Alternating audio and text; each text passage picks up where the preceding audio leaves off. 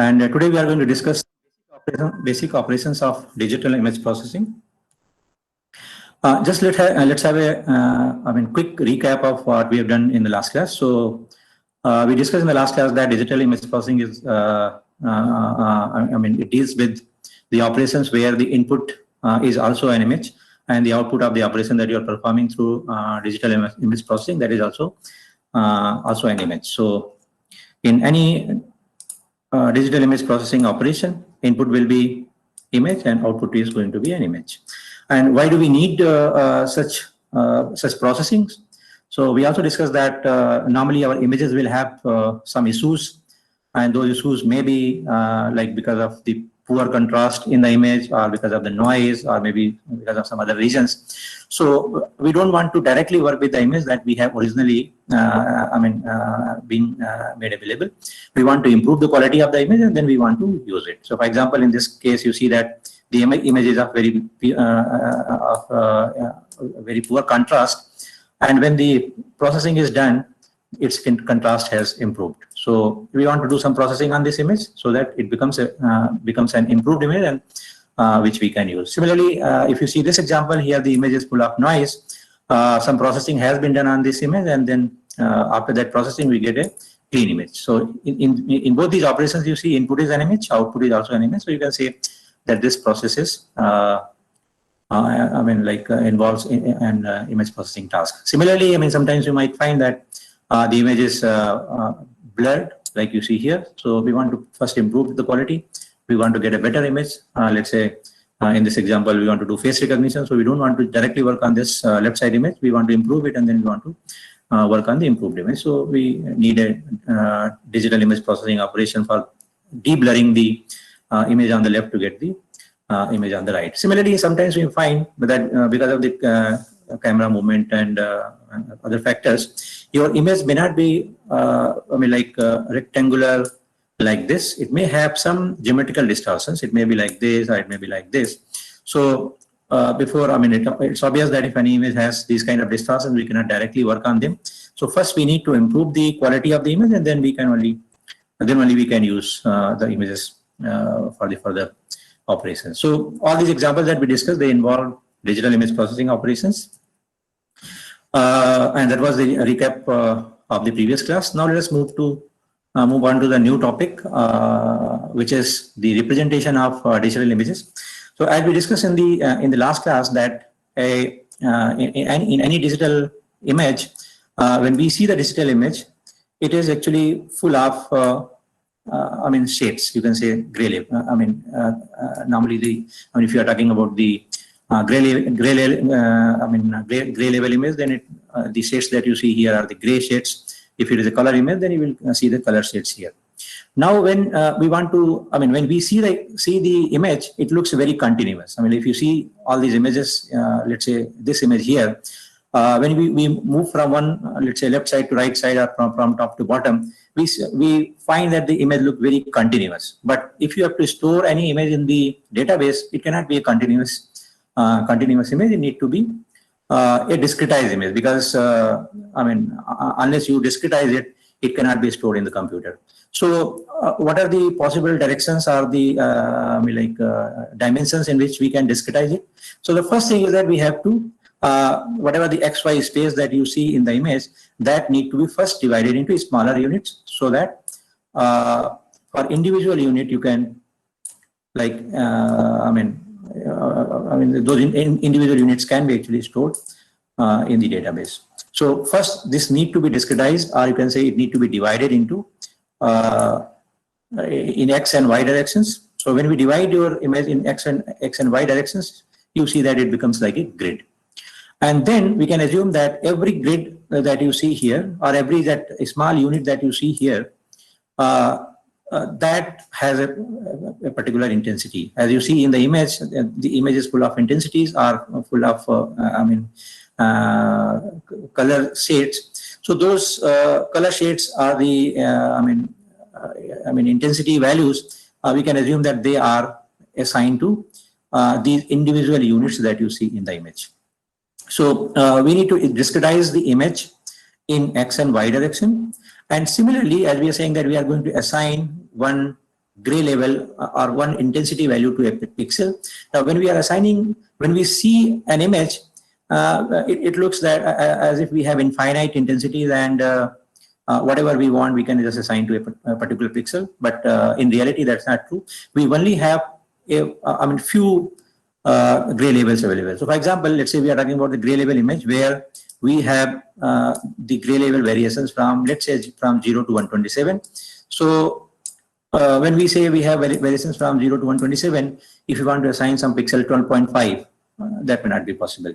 So this range, which looks continuous, that need to be first discretized, and then only we can assign a discrete value to these pixels. So as we did discretization in X and Y direction by dividing the space in X and Y direction. Similarly, the gray values that we are going to assign to these pixels, that range also need to be divided into some discrete value so that we can store them in the computer. So, for example, in our image, we are using the values from 0 to 127. So then we can assume that the discrete values are 0, 1, 2, 3, and so on. Let's say till 127. So one of the value you can assign to these units. So this, so I'm just again reiterating. So whenever you are going to represent any image in computer, it's a discrete image. It cannot be continuous image. And when you want to convert your image to a discrete image, it need to be discretized in two ways. We need to discretize in spatial domain, that means in X and Y direction, and it need to be discretized or quantized, you can say, in terms of its brightness. So first we have to do these discretization, and then only we can store the image in the computer.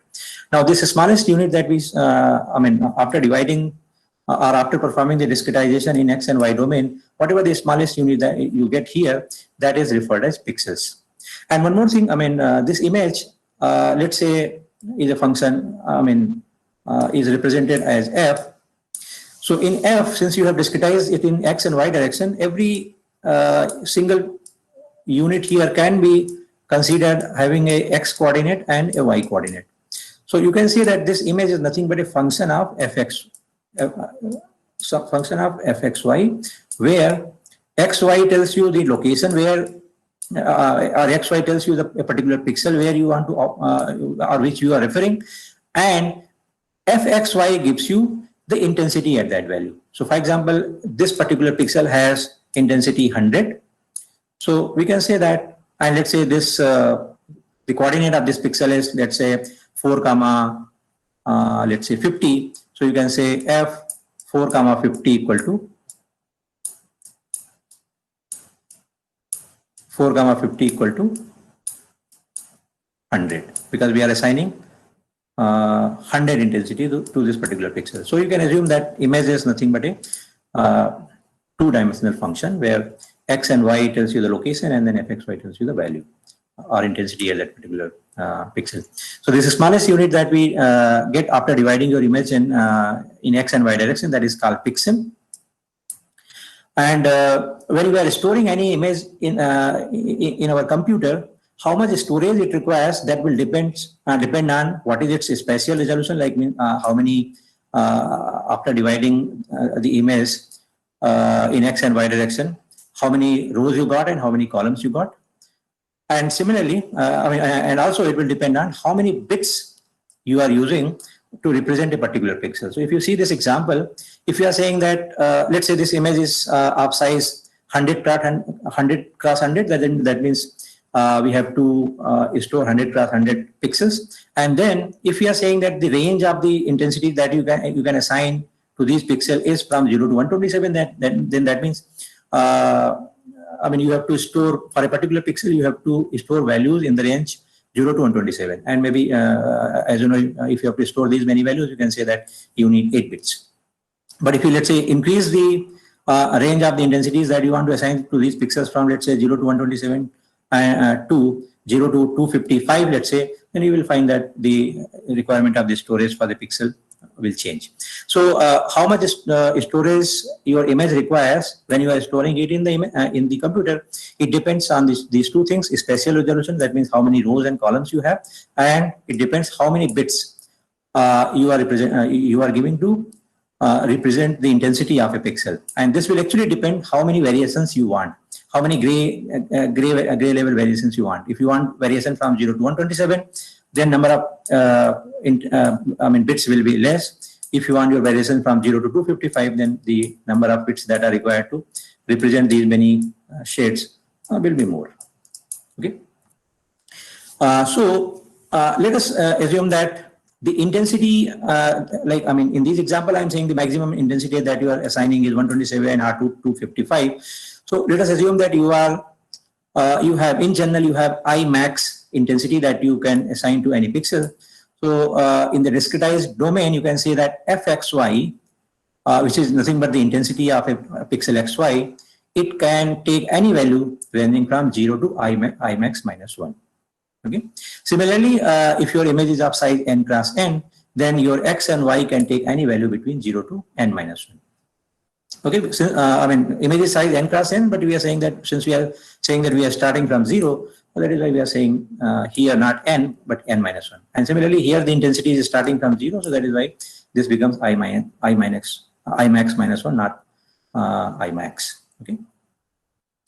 And what is the value you have for n, that defines the resolution of the image. So if you have, let's say, n as 100 cross 100, you can say the resolution of your image is 100 cross 100 and so on.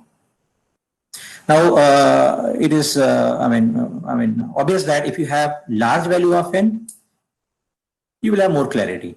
Okay, if you have more resolution in your, large value of n means more resolution. So if you have more resolution, it means better clarity. And similarly, in the quantization direction, in the gray level direction also, that means for I max, if the value of I max is high, that means you are able to accommodate a lot of shades or a lot of variations in your for a pixel. So your image will look very clear. But if the I max is less, then your image may not look that clear. Okay. So depending upon what is the value you have for I max and what is the value you have for n, you may have the clarity in the image. Now there's one important thing to note here is that when we are saying you have more n means better quality, we are basically talking about a fixed area. We are not saying that when you have image of 100 cross 100, then you are, let's say, representing the area of 1 meter by 1 meter. But when you have, let's say, the n as 200 cross 200, then you are representing a larger area. Area is same. So let's say this is the area that you want to represent. Now, if this area is represented using 100 cross 100 pixel, you will have one kind of clarity. But if same area is represented as represented with the help of, let's say, 100 cross 200 pixels, it will have more clarity. Okay, so please remember that this area that we are talking is same. The same area is represented using these resolutions. So here now we say that this representation has more resolution compared to the earlier resolution. And you might have noticed in your camera, when you when you open the setting of your camera, it says what kind of resolution you want. So if you, let's say set to 1 megapixel or 5 megapixel, when you are going to take the image from your camera, it takes the same area. Like when you take your camera out and then take a picture, it is always covering the same area, whether you are saying 5 megapixel setting or 1 megapixel setting. But if you are, let's say, keeping 5 megapixel setting, you will, for the same scene, you will have better clarity. And if you have a lower resolution, you will have lesser clarity. Okay, so this is very important to note down here is that when we are comparing two resolutions, we are talking about same area being represented by both the resolutions. Okay, so let's talk about how much storage exactly we need for storing an image. So if your image is, let's say, of size n class n, and every pixel is represented using 8 bits, that means the gray level or the shade that you are using for your pixel is represented using 8 bit, then it will basically require n square into 8 bits. And if you are, representing this 8 bit by byte, then you can say that it requires n square bytes. And if it is a color image, and I just said in the last class, color image will have not only one channel, it will have 3 parallel channels. So and every channel is going to represent the same scene. So the size of those channels are going to be n cross n. So you have n cross n, n cross n, n cross n, 3 channels like that. And in every channel, if let's say a pixel is represented using 1 byte or 8 bits, then you will have n square into 3 bytes required to store that image. So if it is a n cross n grayscale image, you require n square bytes. If it is a n square, n cross n color image, you need 3 into n square bytes to store that image in the database or in your computer. These are some examples. So if suppose your image is of size 64 cross 64, then you need 4 kilobyte. You can just calculate 4 kilobyte for storing it in your computer. But if it is a color image, you need 3 times the storage. And the same thing is true for the other examples. You can just work out. Now, let us see, how can we classify the task of image processing based on at what level you are operating in the image, whether you are operating at the pixel level or you are operating at the higher level. So based on this criteria, we can divide the image, divide the image processing operations in 3 categories: low level processing, intermediate level processing, and high level processing. When we say low level processing, this means that we are directly working on the pixels. And when we are saying high level processing, we basically mean we are not working on the pixels, but we are working on some information that you have extracted from the pixels. And as you move from top to bottom, you are actually moving from image processing to computer vision. So when we are working at very low level on the pixels, we can term those operations as image processing operations. But as we move higher and higher, then we can say that we are moving towards computer vision operations. Okay, and that is why I said in the last class, I stated that when you go into deep, you'll find the boundary between image processing and computer vision actually blurs. So sometimes it may be very difficult to classify whether the operation need to be considered image processing operation or the computer vision operation. But based on this criterion, you can just roughly classify them. If your operation requires pixel level processing, then you can say this more towards image processing operation. But if you are working on some information extracted from your image or from your pixel, then you can say that is a computer vision task. Now let us see, an intermediate is something which is in between low level and high level. Okay, let us try to understand this with the help of this example. So let's say you have to do the fingerprint recognition. Okay, now when you are doing the fingerprint recognition, let us see what are the low level, high level, and intermediate level processing that you can consider here. So normally when we do fingerprint recognition, first we have to check our image, and if we find that the image is not of good quality, we need to first improve the quality of the image. And then second, in case of fingerprint, the features that we use or the unique characteristics of the fingerprint that we use for recognizing people is based on actually some points in the image which are defined with the help of these flowing ridges in the image. So so to find out these pixels or these points here in the image, these ridges need to be very clear. If you don't have clear ridges, then finding out these locations will be difficult. So if you see the input image, it is of very low quality, even the ridges are not very clear. So what we have to do first do on this image, we have to perform some operation on these pixels so that they become the image become of improved quality and these ridges become clear. So that's what you see here. We apply some low-level processing in this on this image, and we get an improved image out of this image. And to get this right side image, on the left side image, you are working at pixel level. So maybe you can say that the processing is low-level processing. Okay. And once you have the low-level processing, or once you have got the improved image like this, then you can then it will be easy for you to locate these pixels. So when we match two fingerprint images, these points, these locations which are called the minutia locations in the fingerprint, these minutia locations are matched.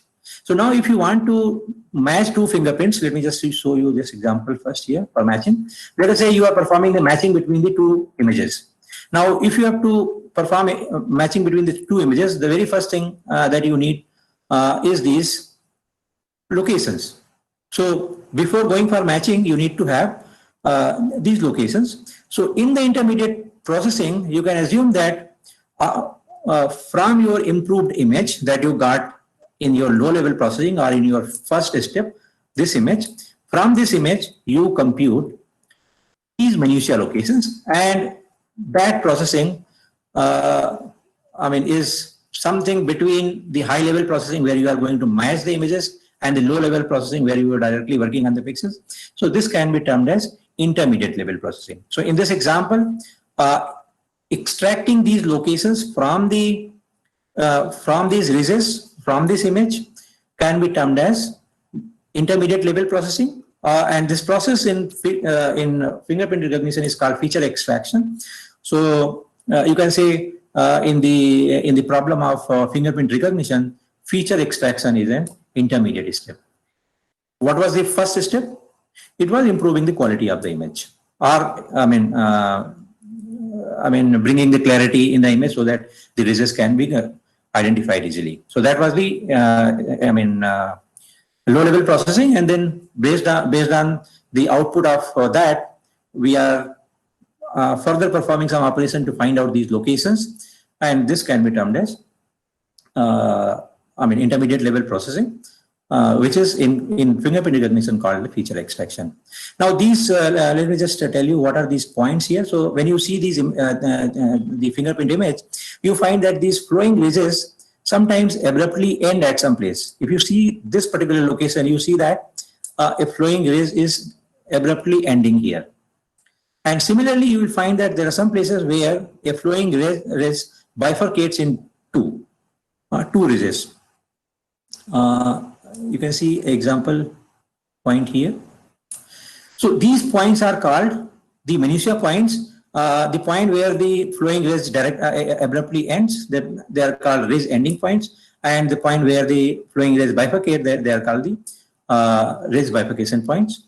And collectively, these points are referred as minutia points. So in every individual, the location of everybody will have flowing ridges and these kind of points, but the location of these points will be different for different persons. So based on their locations, actually we can identify whether two fingerprints belong to same person or they belong to different person. So this feature extraction was the intermediate level processing for this particular problem. Now in high level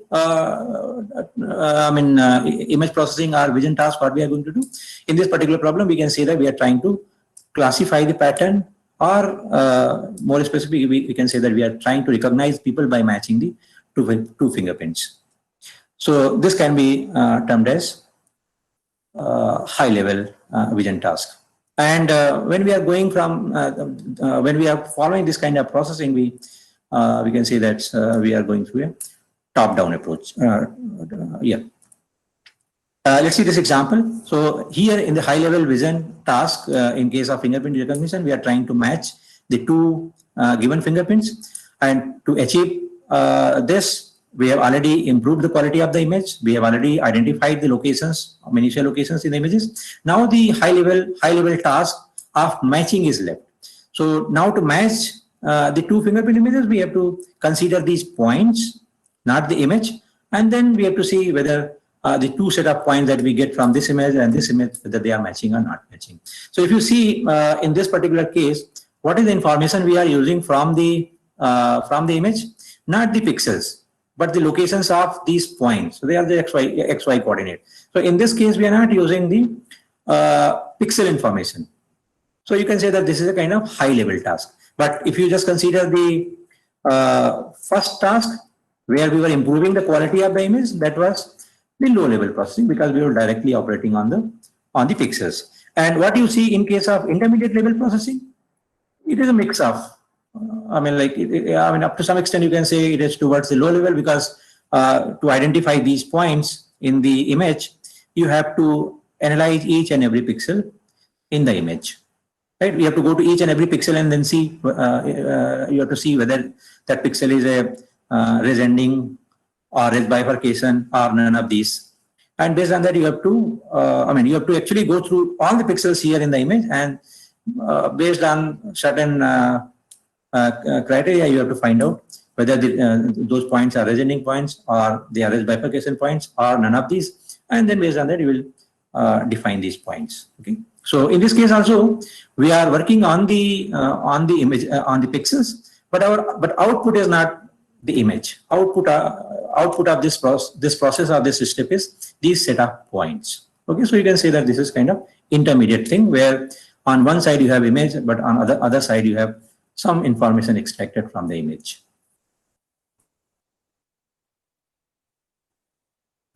Okay. Now. There is another classification of, there is another classification criteria for classifying the image processing tasks. And if you see the name that I've given here for the slide, it is high-level digital image processing task. That means you can assume that what we are going to discuss here is more towards computer vision, because anything which is high-level in digital image processing can be classified as more towards computer vision or a computer vision task or application. So based on this classification, we have 4 categories: segmentation task, recognition task, compression task, and motion analysis in the images and videos. So now let us see one by one what we mean by this.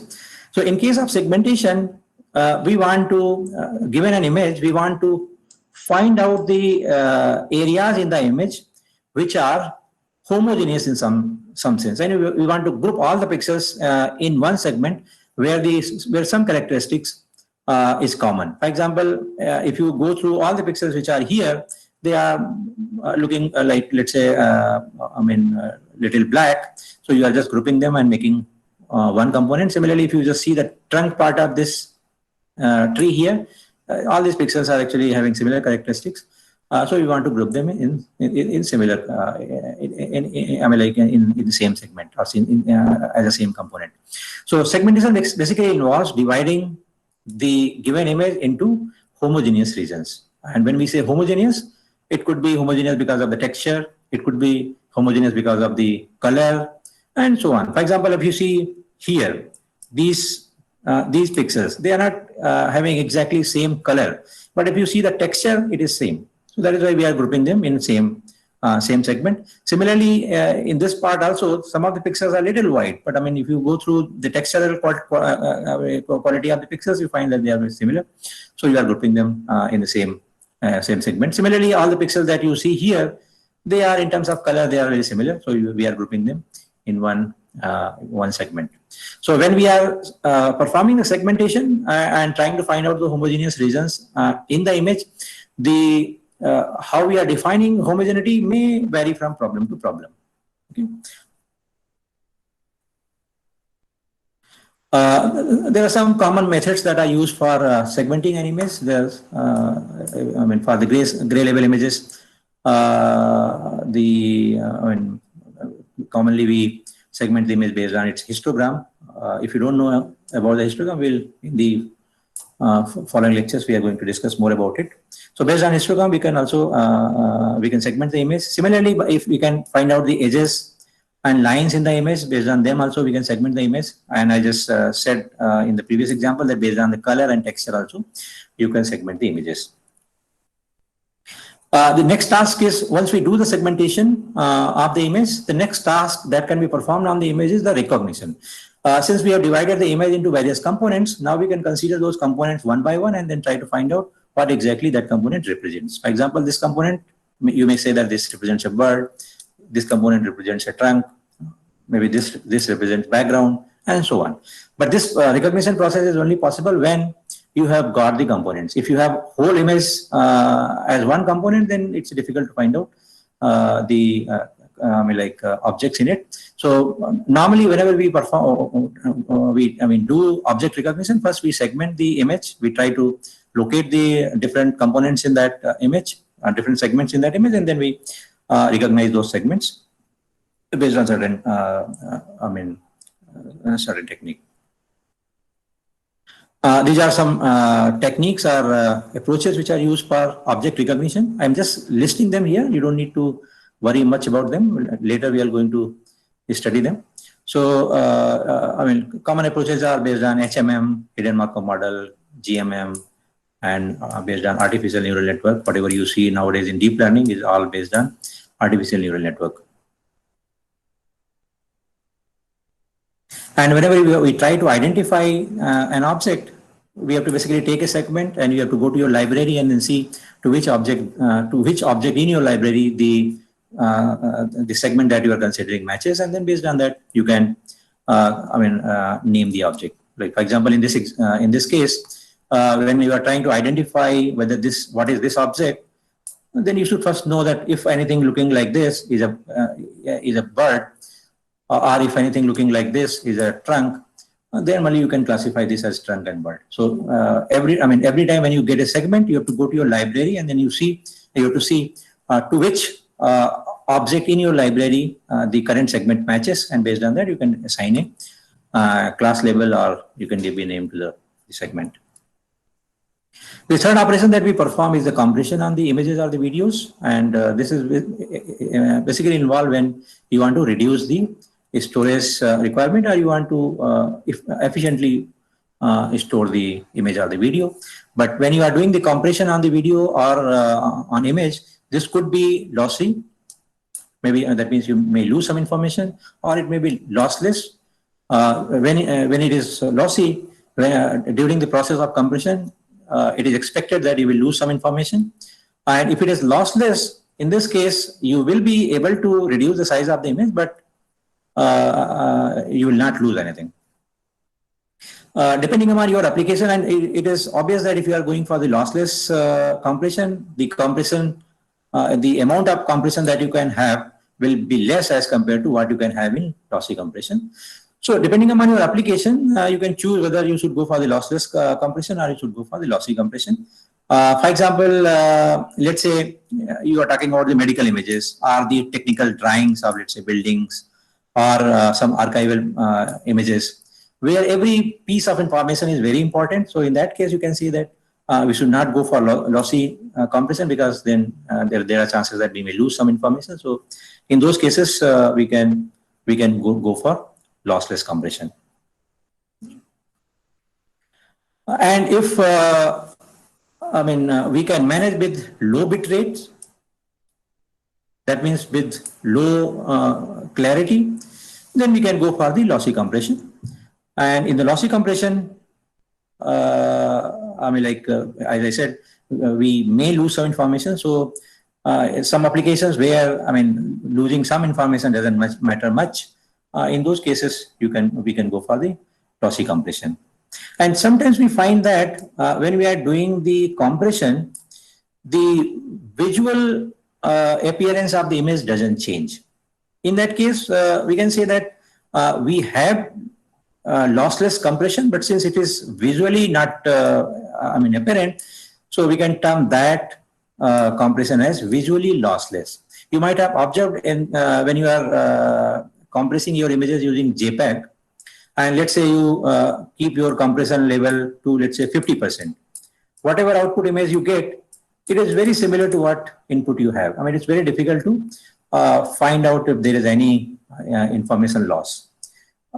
So actually information loss is there, but visually we are not able to find it out. So that is why we can term such compression as visually lossless compression. But you may check this. If you increase this to 100%, let's say, in that case you find the output image little distorted and have some artifacts. Okay. So as long as your compression doesn't show any visual changes in your image, that compression can be termed as visually lossless. And if you visually it is perceptible, then that cannot be termed as visually lossless compression. Okay. These are some techniques which are used for the compression. Run length coding, which is a lossless compression. Huffman coding, it is also a lossless compression. Compression based on DCT is a lossy compression. JPEG uses DCT based compression. Similarly, there are some compressions which are based on Weblet. They are also lossy compressions. And similarly for the videos, there are some compression techniques like MPEG 1, 2, 3, and 4. There's a popular MPEG encoding called H.264, which is also referred as MPEG 4 part 10. This is also, a lossy compression. So there are some popular techniques which are used for compressing the images and videos. The last task is the motion analysis. Out of those four tasks that we listed at the beginning, the last task is motion analysis. And here our idea is, and since we are talking about the motion, this clearly means that we are talking about the videos. We are not talking about images, because images do not have any motion. To capture the motion, you need to have the videos. So here, motion analysis means dynamic scene analysis or the video analysis. And normally when we do the motion analysis, this is normally done to track some moving object in the image and estimate some parameters, motion parameters based on that tracking. Typical methods that are used for motion analysis are optical flow, Kalman filter, mean shift tracking, KLT tracker, and so on. I've just given some names here, but you don't need to, go and study. If you have interest, you can, at this moment, you can just go and browse through these topics. But later, if the time permits, we may see some of these things. But at this moment, as long as this lecture is concerned, you need to just know these names, not the details of these techniques. What are the places where this kind of motion analysis are helpful? So as I said, it can be used in tracking. When we are doing the tracking, basically we consider the multiple frames in the video and then try to find out the correspondences between the frames. And based on the correspondences, we define the tracking. So motion analysis actually is based on tracking and obtaining the correspondences between the objects which are there in the frames. And once we get this, based on that, we can estimate some motion parameters, or we can estimate the information about the moving objects, like its structure and other characteristics. Okay, so with this, I just conclude this particular lecture. In the next class, we will again see some more operations which will again fall under the digital image processing. So, so let's close this session now.